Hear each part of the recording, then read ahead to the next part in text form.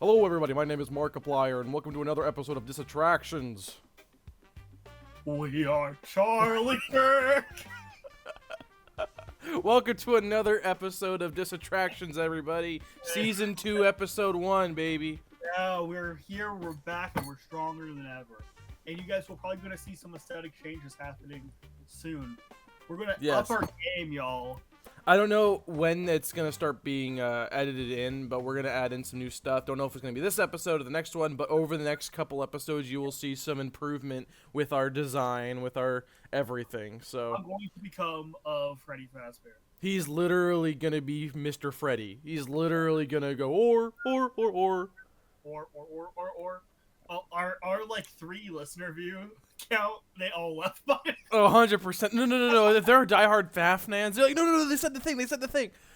The bite of 87. Yeah, so, as you see by the title of the video or the podcast episode, and due to the recent FNAF 2 movie releasing, we are going to be doing Five Nights at Freddy's as our new episode, as a start of our Season 2, which is a pretty strong start. Yeah, it's what we talked about for a long time. Let's put the semantics up about our relationship with Five Nights at Freddy's. I know nothing about this franchise. I think when the first game came out, I was probably like 15, 16 years old. I was deep in my cinephile phase. I was watching Martin Scorsese movies. I did not care about Five Nights at Freddy's. I played it like a few times. Even though it is weird because, you know, like my whole thing with like Jim Henson, puppets, animatronic stuff, you would think this would be something that would have been my thing. Mm-hmm. But I immediately kind of sniffed something about it that was weird to me. So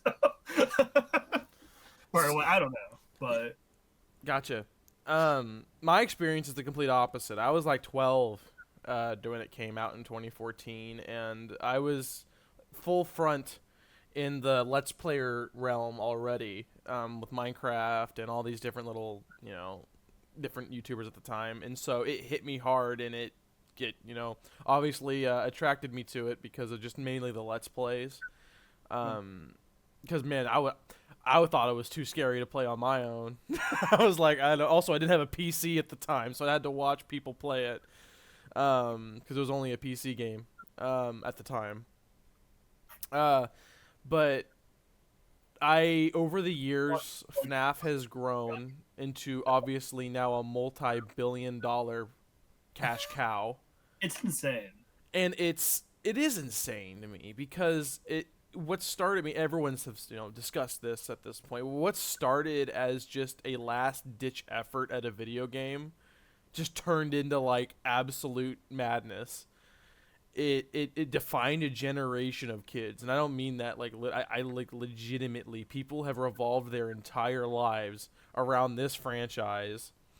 It's so stupid. Like, let's be real here before we get into this. The movie, and the lore. The lore. Yeah. This makes sense. You've explained it to me multiple times, and I'm like, sure.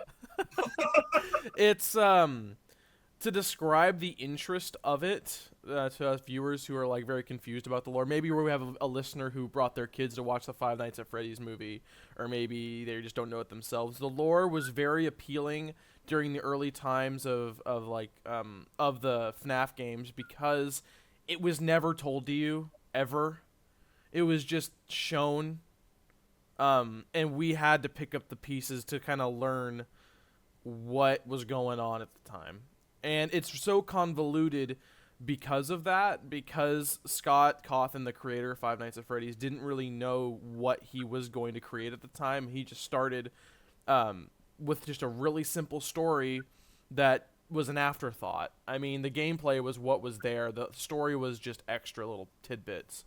Yeah. And then he kind of had to keep adding on to that as he was making games. And, of course, when you don't really know how to handle success. He wasn't cashing out like a lot of game companies would do now. If they had a successful game, immediately the marketable plushies, immediately this, immediate that. Scott Cawthon was sitting at his computer making video games and making content for his video games.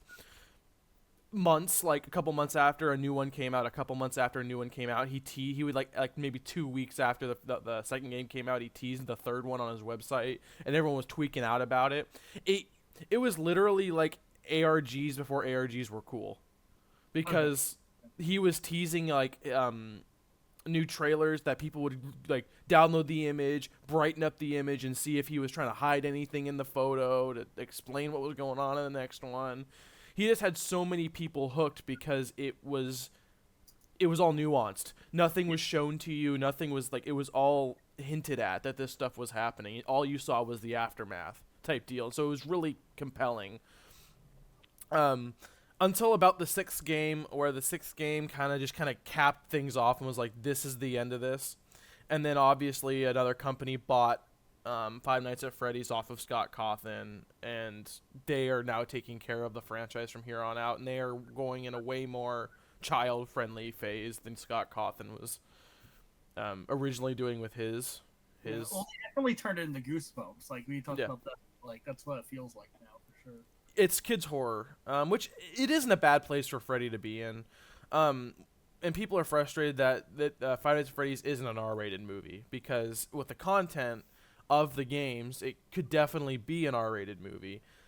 But at the same time, it's if it was R-rated, you would not be making as much money as it is now. There's no way. And it's a little. I mean, are there parts where I'm like, I wish there was a little bit more graphic things to it? Sure, but at the same time, Five Nights at Freddy's never really showed how graphic things would be. It just is hinted at. It's just you see the aftermath, and you only can come up with your head what happened. And we know what happened. We just don't. We see it in pixel art. We don't see it in like graphic detail. I mean, it was one guy at the time making these games. He couldn't just animate a whole death scene and make it super gruesome. We just get an explanation to that, and we get a verbal explanation or an audio explanation of what happened, and then the only thing you can think of is what happened in your head. Yeah. And so I guess that correlation going into it is why FNAF got so big, in my opinion. And also, he was constantly making stuff for it. Things were constantly happening. Almost like, now this is a weird reference to make, kind of like combining last episode. It's how Smiling Friends is now, is every single time like one releases, people are talking about it because of the memes that it creates. Yeah. It's the same way, except it's not memes, it's lore. You know what I mean? They're still doing so much new stuff, and it's still constantly coming out on a week-to-week basis that like it was always fresh in people's minds. And the Let's Players were always trying to cover the next one. Theory videos were coming out by MatPat explaining the lore. Let's Players were playing the games and trying to beat the challenges in the games. You had people making music videos, people making a whole musical based off this thing. You know, people making animations, people making all this stuff about this whole entire franchise that Scott had no idea was going to take off. Dude, you like Five Nights at Freddy's? I knew I liked you. Yeah, literally. Literally, that's like every FNAF fan. And the thing is that like everybody who tries to like FNAF, like just kind of understands the surface level, becomes like, oh yeah, you're cool, even though you don't really know what you're talking about. You're cool, because there's an interview with Matthew Lillard, and he's talking about Five Nights at Freddy's 3 and how he's like just you wait for Five Nights at Freddy's 3. That's when William Afton really gets to show off his his colors or whatever. And people had no idea that William or that freaking Matthew Lillard knew that FNAF 3 really focused on Springtrap and really focused on William Afton. So everyone was freaking out. That's like, oh, he knows a little bit of lore. This is crazy. You're like, he probably looked into it since he is an actor in this franchise. I just can't believe that. Well, some people, Josh Hutcherson doesn't know a single thing about it. Like, he just is there. I mean, I'm not gonna explain this. Sure, I haven't explained this yet. I mean, but like, I mean, there are people, because like I forget the name of the female lead, but she also doesn't know jack anything about Five Nights at Freddy's, and they don't have to. I mean, they're actors, you know. At the end of the day, they shouldn't. But the people that do invest the time to at least learn a little bit about it, and I'm sure it's from Matthew Lillard's kids, because his Matthew Lillard's kids are gamers. I would say personally, if I got handed the script of Five Nights at Freddy's 2, a movie that I have seen, I want to state that I didn't see the movie. If I got handed that script and I read it, I'd have to be like, I need to know what this is, because this doesn't make any sense to me. Why am I saying these words? Yeah. Like, I mean, I feel bad for the actors involved in this franchise because, like, Josh Hutcherson is not a bad actor. It is a terrible performance. Oh yeah. It is so bad, but it's also like you probably couldn't get Oscar winner Daniel Day-Lewis to say these lines convincingly either. Like, they're It's just awkward. it's interesting, and I mean, you know, you have the kid here. I think her name's Piper. She is an absolute nerd about Five Nights at Freddy's. So she knows pretty much all the lore from what I know. And so you have these people that are interested in the franchise, and I think it's so, I don't know, it's so weird that we're at the situation now where I literally went to a theater to watch a Five Nights at Freddy's movie, like a second one. Like that's just so weird to me. That's like we've gotten this far.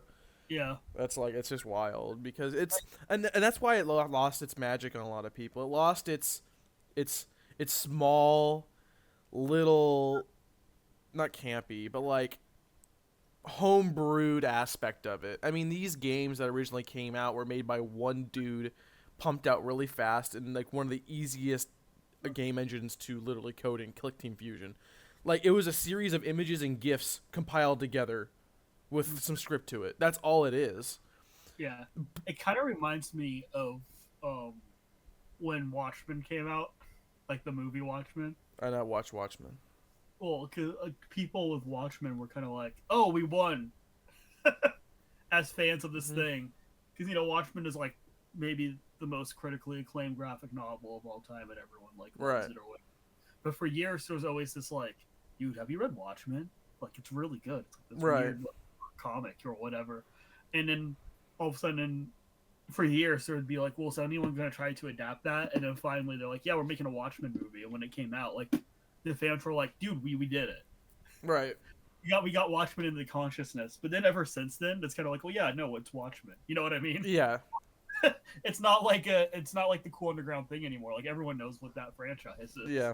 It was an HBO series or whatever, you know. So I think it's very similar that way. It's also very similar to kind of, I mean, I think Undertale is a way better game, but similar in that vein. That it was made by one guy or like one guy, and it's um, it's kind of like Tom Hollows made by one guy. huh? Oh, yeah, Tom and Tame Impala.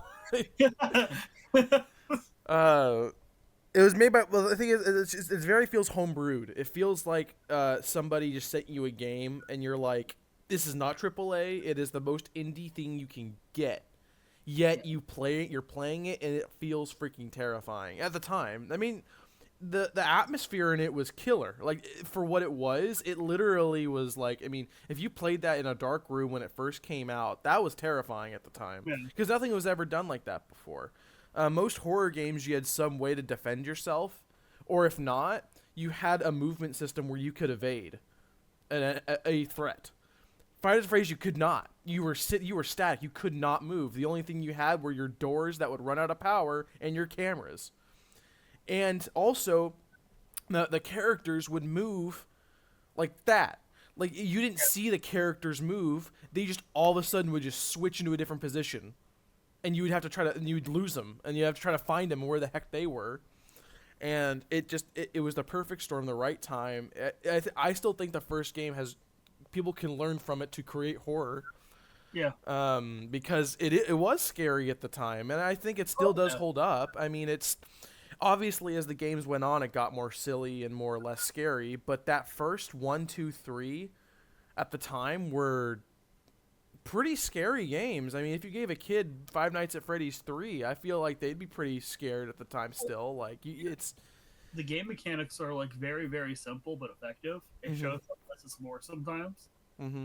You know, just looking through those security cameras and seeing what you can find is scary. It's tense, and that's kind of what I think the failing of the Five Nights at Freddy's movies are. Mm-hmm. Which I get they're supposed to make them like these Hollywood conglomerates because this is a franchise, but like it would have been cool if like the Five Nights at Freddy's movie was like this micro budgeted indie movie. That's what it ended up being. That would have been a cooler, more interesting. I think probably felt more like what the game was supposed to be. Mm-hmm. We joked a little bit about like David Lynch's Five Nights at Freddy's. Oh yeah. Like gone off, but it would have. Like, Yeah. yeah. Not that he would have ever been interested in even doing that. No. And if he would, he's like, all right, what's this about? You explain all the lore to him. He's like, what the hell? Like, this is more dense than Inland Empire. I'm telling you, the lore of El Chip is crazy. He wears a sombrero. He wears a sombrero and he eats Mexican food. I explained to him who El Chip was like maybe like 10 minutes ago. I love him. And also the Mr. Hippo. And Mr. Hippo goes hard.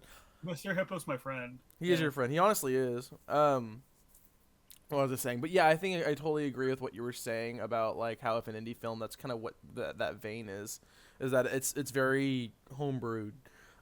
Also, what's also scary about Final Fantasy in general is anticipation. Yeah. Because you go into the cameras expecting it to be the exact way you looked at it, but then it's not. It's the changes you see, and I wasn't counting on that moving, or you look at a room and you're constantly anticipating where these things are, and when it appears, that's when it scares you. It's like, oh shoot, he's here. He's getting closer to me. It's effectively Where's Waldo?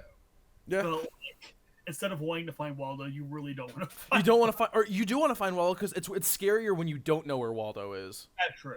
It's scarier when you're looking for him and he's not there, and you're like, you should be there. Where did you go? And then you look closer to you and he's in the corner, and you're like, shoot. It's Waldo.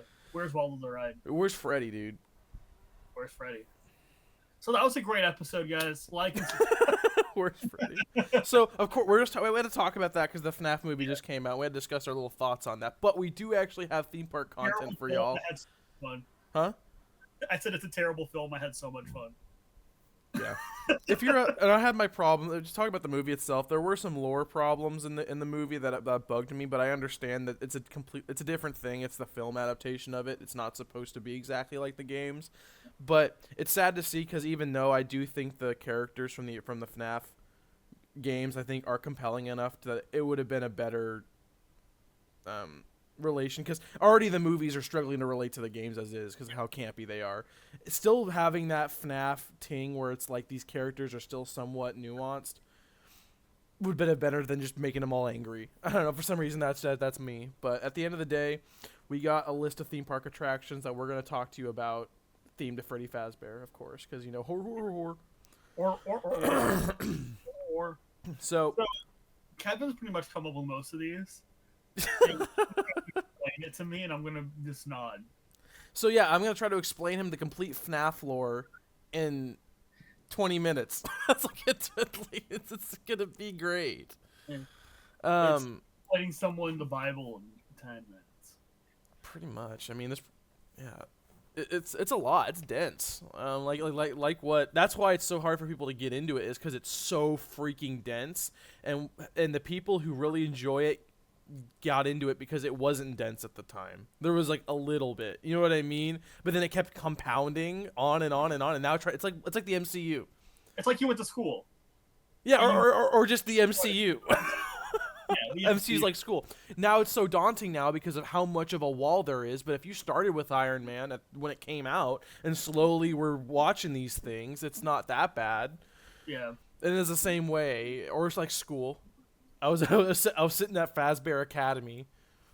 Yeah, I was learning the Fazbear lore. Yeah, dude, I was taking El Chip 101, dude. Chip 101. El Chip. Yeah, I really got him. I don't know why that got me so hard, but El Chip 101 goes crazy. Yeah, dude. So let's start right here on our theme park ideas, or my theme park ideas, I guess. I'm marketing this. You're firing this. Yep, I'm markiplieing this. Is that what you said? I'm marketplying. Thank you. I'll be here. I saw a meme where it was literally like a graph from like the stock market, and right next to it was a pair of pliers. It had this red circle around it, and it had like a thing of like Markiplier. Like, it's so bad. Oh my gosh. Anyways, let's get into it. So basically, what what the area of this theme park area of this theme park area is a new franchise location or an old franchise location of Freddy, probably just a newer one, like a new and improved Freddy Fazbear, because they love doing that. They love just making a new one every time one shuts down. Um, so they always come back, right? Funny. So there's a new franchise location of Freddy Fazbear's Pizza, and you can go into it. It's gonna be a bigger location. It isn't gonna be like Pizzaplex, if y'all are known in Five Nights at Freddy's lore. That in like the Steel Wool games, there's in Security Breach the giant Pizzaplex. We're not going that big. This is a smaller. It's gonna be basically themed after the 1 through 6 games, because those are the ones that matter. And so it's going to be themed just like a normal Freddy Fazbear's location, but it's going to be it's going to be bigger. It ain't going to be as small. And so the first ride we have, and this is kind of my idea, and this was inspired by the original concept art for a ride, a Five Nights at Freddy's ride that actually was going to be made at some point, but then all of a sudden it got shut down after a while, which is, I think they probably will try to bring that back again. I don't know how they couldn't. But the name of it is Help Wanted. That's my name I got for it. I know it's the name of the VR video game for Five Nights at Freddy's, but we're calling it Help Wanted because we're asking for basically the idea is that you're applying for the night guard position. And you get in the queue, and it'd be funny if there was a pre-show where you're in an interview. Like you're getting interviewed for the night guard position. Yeah. And it'd be funny if you had like an actual actor there who is the manager or something that acted uncanny. And you would just go on this ride where you would be sitting in these little ride vehicles going throughout Freddy Fazbear's Pizza at nighttime. So it would start at 12 a.m. like the video games do, and you would be going throughout this the Freddy Fazbear's location at nighttime. So all the lights are off. It's spooky. Everything's like kind of looks run down, and you are trying to survive till 6 a.m. Yeah. And again, this is very much what the idea of that concept art was about, and that it was almost like Astro Blasters or Space Ranger Spin at Disney, where you had like little, not pistols, not in like, it's like little guns. You had little guns that would shoot little characters and you get points for it. But instead of that, the concept art was explaining how everyone had a flashlight, and that you actually had to show the light at the different animatronics, and that they would reset and not actually jump scare the ride vehicle. Which is a really good idea, honestly, which is a perfect way to do that. I'm going to take that and I'm going to run with it. Take that core idea and run with it. But yeah, you could have all these different amazingly made animatronics, and you have to basically, you don't stay in an office because that'd be boring as heck if you got on a ride and you're just sitting in a freaking cubicle watching cameras. No, we're going to be brave. We're going to go roll around the whole entire freaking pizza complex or whatever, Freddy Fazbear's Pizza building, and you will see these really cool animatronics, and you have to successfully flash them. Don't take that out of context. Actually flash them with your flashlight to win out the night. But if you do get jump scared, let's gamify it. You lose the night, and you get just immediately booted off the ride.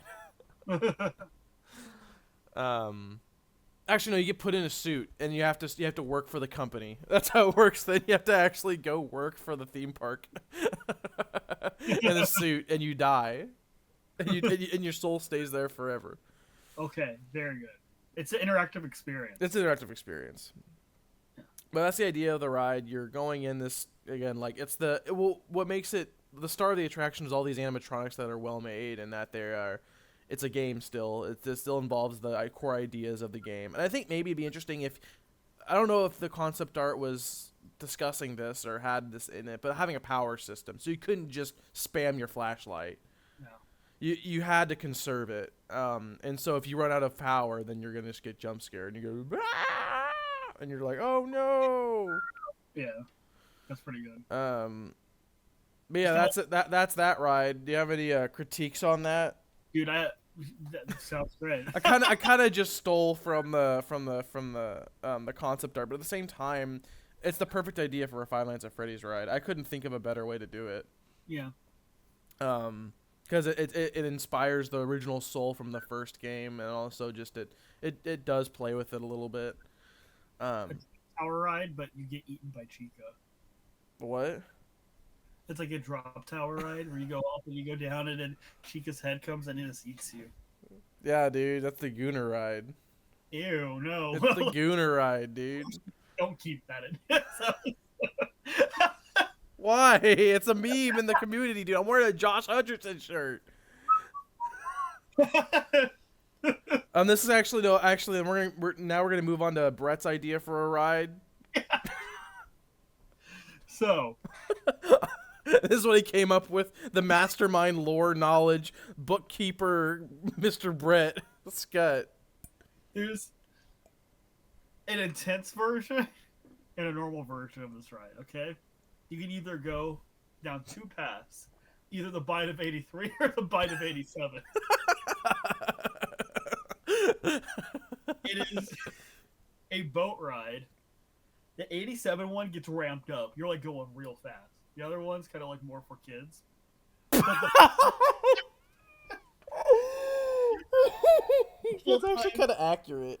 The animatronic of Freddy Fazbear on the 83 one that's trying to bite you, and then the fox on the 87 one trying to bite you. That's pretty good. No, honestly, it's kind of. You said how the 83 is for kids because the Bite of 83 did bite a kid. Exactly. So that's accurate. The Bite of 87 bit a full-grown adult. So Therefore,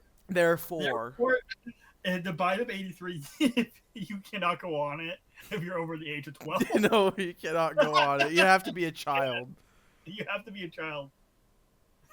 Gosh, dude. Yeah, it's the workers are like, this side is better bring your camping gear because this side is intense. Like straight up, it's just mission space. The theme of it's just mission space, but it's just not mission space. It's just the Bite of 87. I'm your Capcom here. It's phone guy, but he's Capcom. Yes. Hello. I've been waiting for you. And then we're going to be landing on Mars. With Freddy Fazbear. Mission Fazbear. Freddy Faz. Mission El Chippo.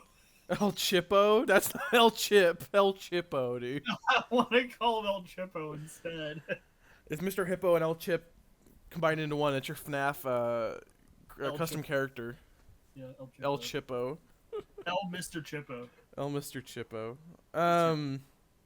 But yeah, I guess that's an idea.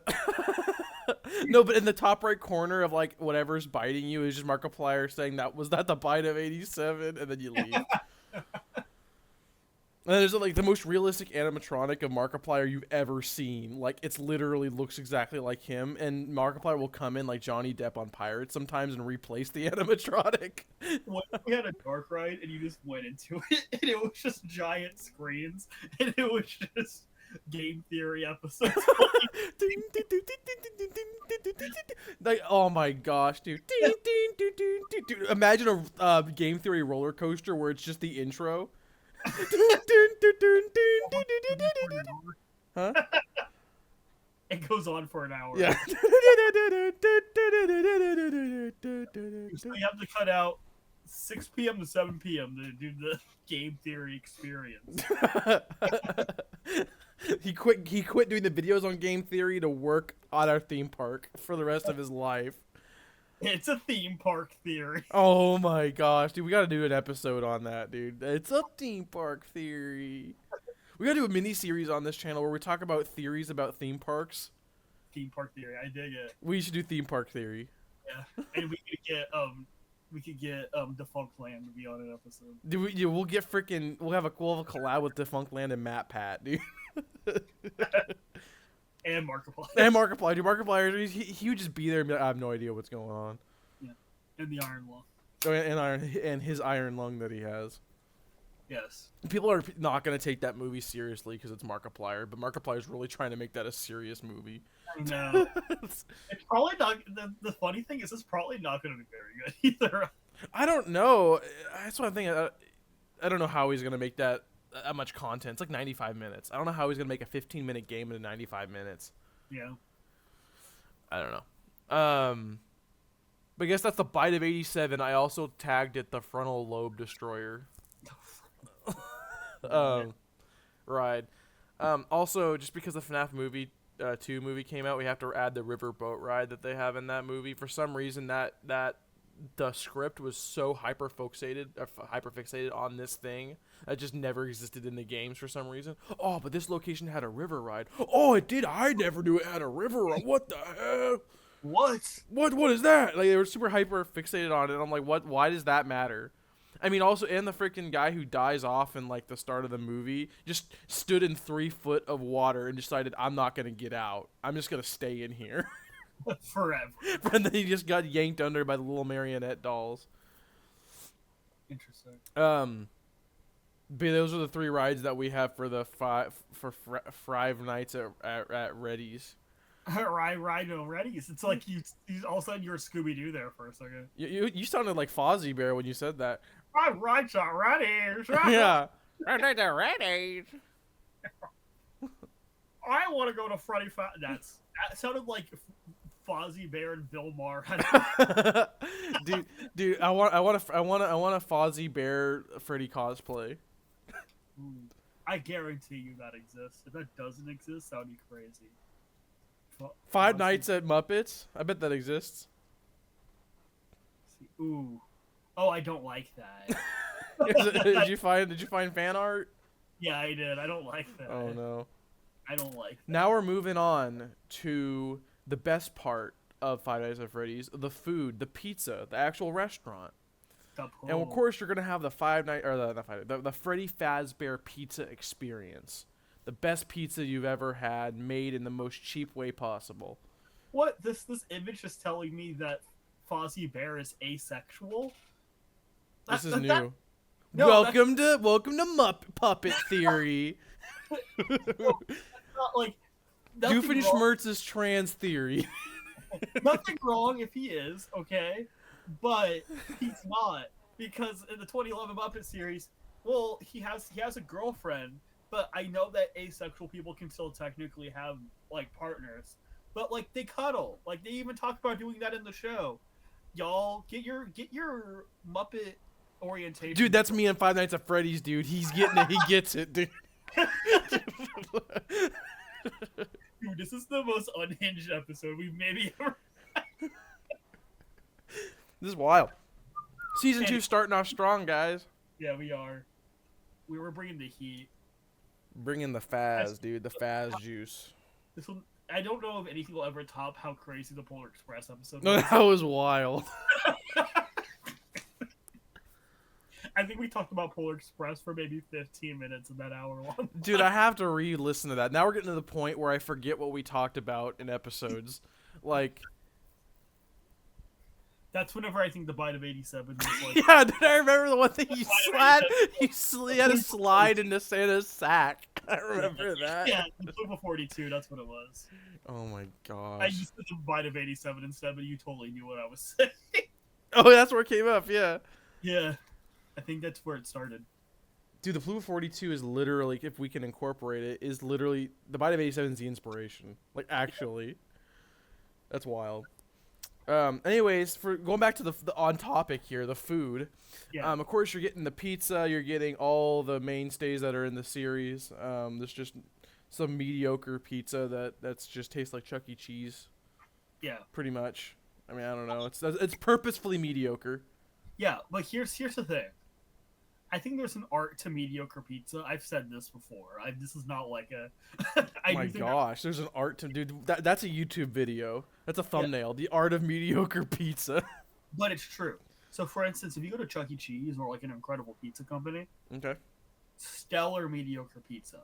And mediocre pizza has a different taste than just your normal, like, good pizza, right? Okay. It's kind of like Little Caesars. Mediocre pizza, sometimes you're in the mood for Little Caesars. You're not in the mood for gourmet pizza. You want mediocre pizza, right? And Right. some people make it well. Okay. Pizza Rizzo's not even mediocre pizza. It's just bad. Gotcha. Rest in peace. We miss you, Rizzo. Your pizza was bad. Okay. So Five Nights at Freddy's needs to establish that it has Little Caesars type of pizza. It's not great. It's not winning any awards. It's like, But it's consistent. yeah, it's like the Thor movies as pizza. The Like, Thor movies, dude. His references. classically entertaining, but they're not going to change your life. That's me with like Over the Hedge. Oh, that's actually a much better comparison. It's over the head for pizza. Yeah. It's not going to change your life, but sometimes you want to listen to Ben Folds. Yeah. You want to watch it, you know? Exactly. Over the Hedge episode when? Yeah, that might be next week. I'm actually so down for that. I've seen that movie so many times for some reason. Oh my gosh.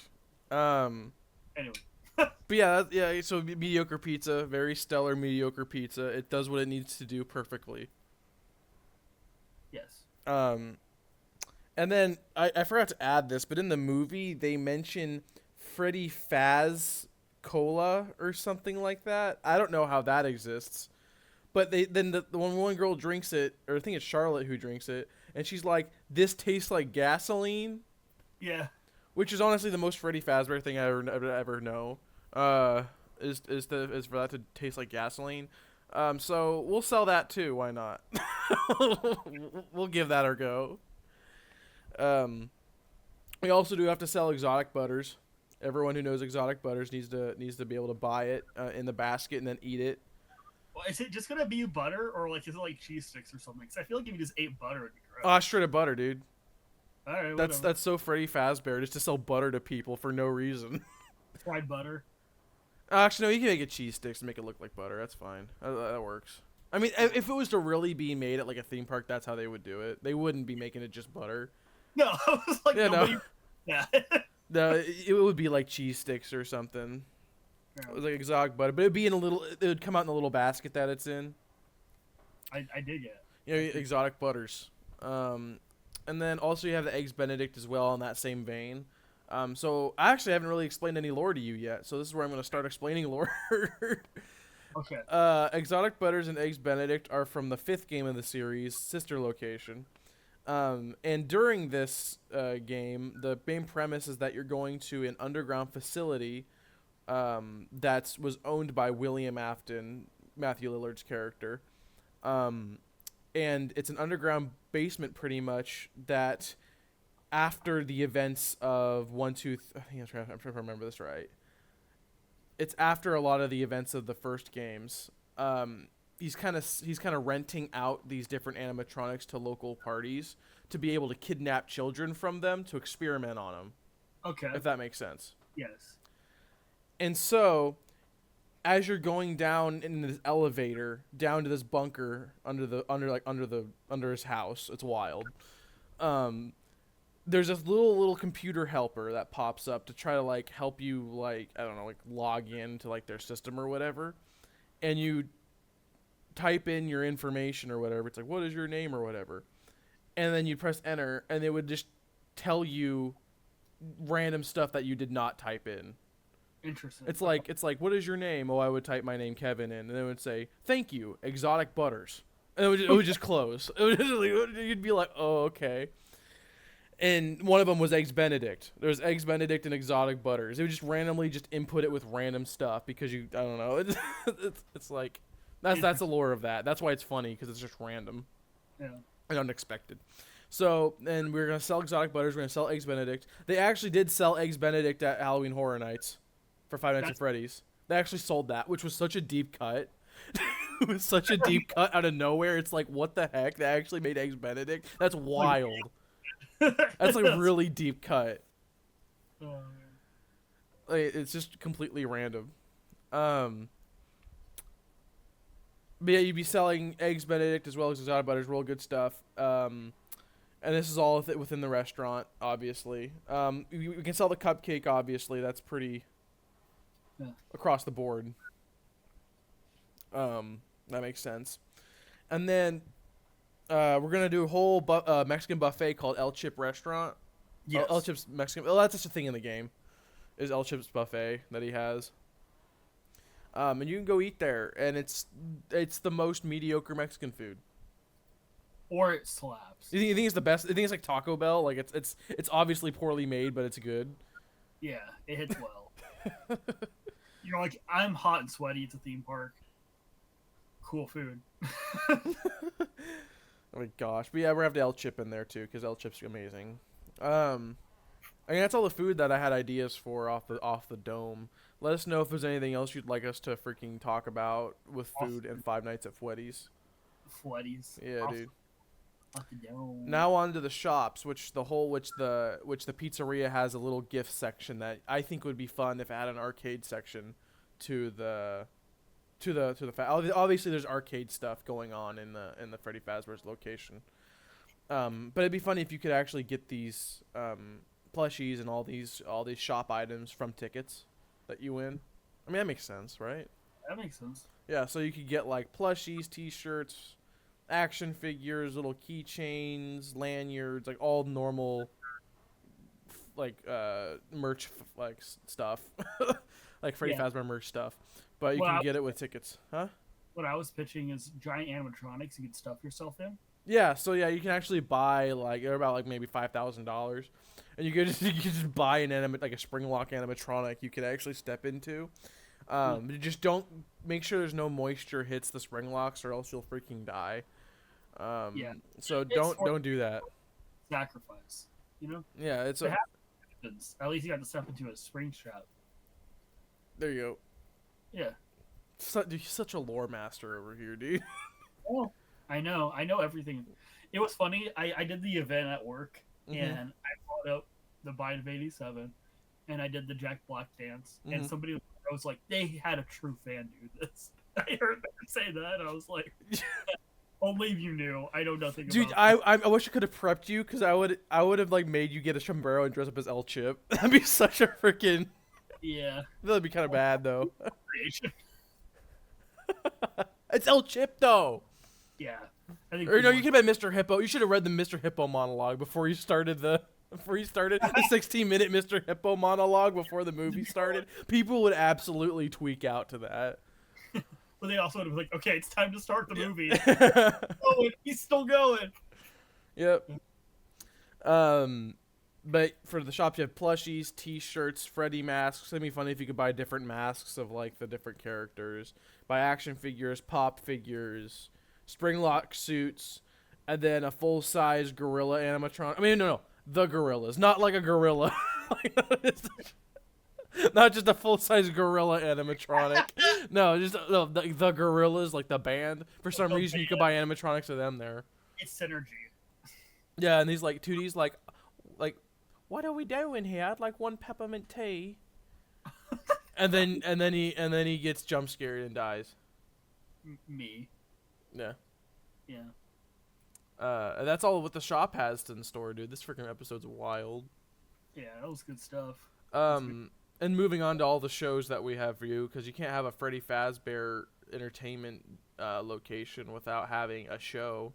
And so you have the Freddy Faz show that he just does this thing where he just sings and does stuff. Yeah. I mean, it's just a Chuck E. Cheese show, but with the 4 main animatronics. And then after the show, you can meet the animatronics. I think people would tweak out with getting a photo with the Fredster. I think it'd be crazy. The meds on Fred's. Dude, yeah, the Freddy is on meds, dude. Fred on med. Yep. People would tweak out if they could meet like Chica, dude. That'd be kind of bad idea. Yeah. But you know, it's okay. We need people to calm down. Calm down about Chica. Please, there's another world. And then of course we have to have a dance party in there, and we have 2 this time. We have Music Man Dance Party, which is the Music Man from the Steel Wool games, but he's a DJ and you can dance to Music Man's dance party. And then the Jack Black dance. And then yeah, you can. Jack Black's here.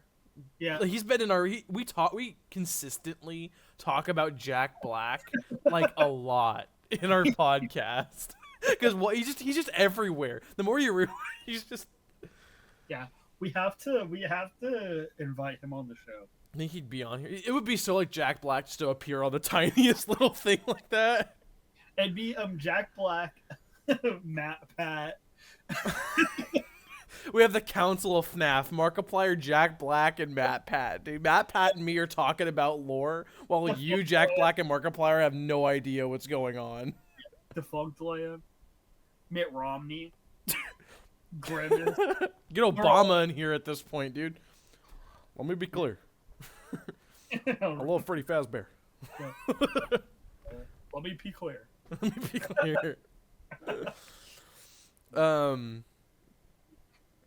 What was I gonna say? Also, there's gonna be a show that's on stage after the Freddy Faz show ends, where Markiplier comes on stage and he has to beat 2020 mode like every night on the original FNAF 1.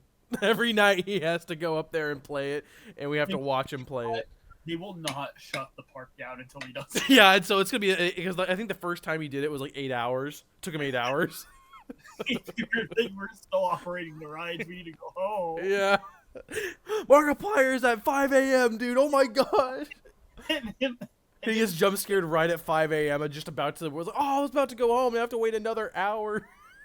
It's like he gets it done, and it's like 6 a.m. and they're like, cool, and the park opens up at 8 a.m. And then Markiplier's like, all right, gotta do it again. Oh my gosh.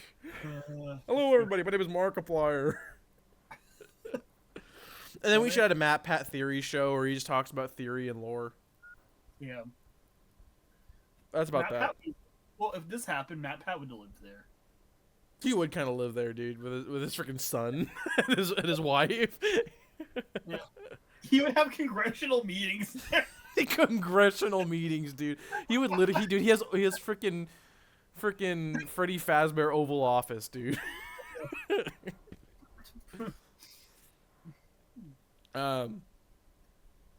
Freaking Freddy Fazbear Oval Office, dude. Freaking Oval Office.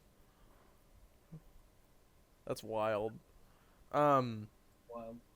And I think that's kind of all I had written down here. This is kind of hastily put together because we've been delayed this podcast enough because we were trying to get everything set up. But is there anything else you'd like to add about the Freddy Fazbear? He's a good guy. He's my friend. Also, wait, before we go, you know what we have to do? What? A bracket fight of every Five Nights at Freddy's character. Dude, that's gonna take a whole. That's gonna be a separate one. That has to be, dude. We're already at like an hour. We need a bonus episode. We can do like the next episode. We can even do a bracket fight of every single animatronic. we can record that today. We just might or something like that. Okay, we can do that. We'll see. But all right. The last thing I will add, and I will talk about the Five Nights at Freddy's series in general, is. This is like, I don't know, is this like, this might be a little like, not emotional, but like, but like stupid, but I'm almost really proud to see what happened over the last, like, it's been like 10 years, and it's just wild that a little tiny little thing grew to be so freaking big, and it just shows like how old I'm freaking getting, and it's like, the little... I don't know. I guess the thing is that like it's a thing from my childhood that still is prudent to this day and is gonna be for the next however so many years. I'll introduce it to your kids one day and it'll still be prevalent probably. I probably won't know anything about it at that point. I'm like, I don't know what they did. That's not my Freddy Fazbear. That ain't my Freddy Fazbear. And Freddy Fazbear got woke. Yeah.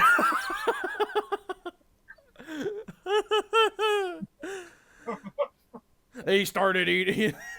He got woke, dude. He started eating vegan burgers. He started eating vegan burgers. That ain't my Freddy. Now they call him Freddy Transbear. I don't know what the Freddy Transbear.